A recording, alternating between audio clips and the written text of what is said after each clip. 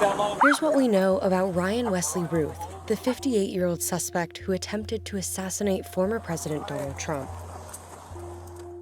Secret Service agents spotted him pointing an AK-47-style rifle out of the tree line surrounding Trump's golf course in Florida. Routh fled the scene, but was later apprehended.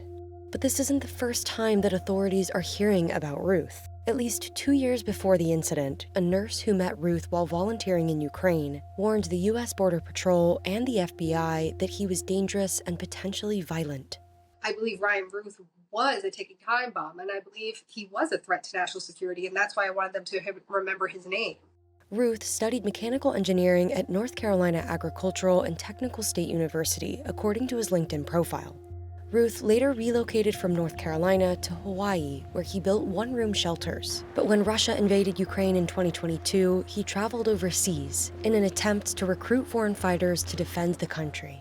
If I can simply go to the center of Kyiv and set up my tent, occupy Ukraine, or other civilians come and stand with me in the center of Kyiv with our flags and our tents and stay there for as long as it takes to get the Russians out of Ukraine. Ryan, if he didn't get his way, he would become very angry and bitter and vengeful very quickly. He would turn on people that he felt wronged him in a heartbeat. In a post on his now suspended social media profile, Routh wrote, "We need to burn the Kremlin to the ground and put an end to Putin and Russia." He didn't speak highly about Trump. He didn't speak highly about Biden. And he felt that everyone was against Ukraine. And his goal in life was to defend Ukraine, but at the same time, he found a way to take advantage of it. And his position there, volunteering with them. He worked for nobody. He represented nobody. He did what he wanted, and he was rogue. Several media outlets, including the New York Times, Semaphore, and Newsweek, interviewed him about his efforts to recruit foreigners to Ukraine. It might take 10 years, but we're going to lose this battle if everyone around the globe does not stop what they're doing and get off the couch and come to Ukraine and defend the human rights of everyone around the globe. Walsh said she reported Routh to the FBI in 2023.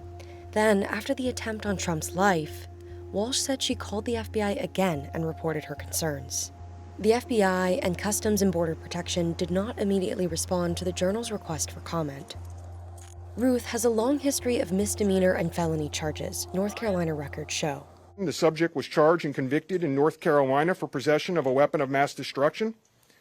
Law enforcement checks also revealed that from 1997 to 2010, the subject had numerous felony charges for stolen goods.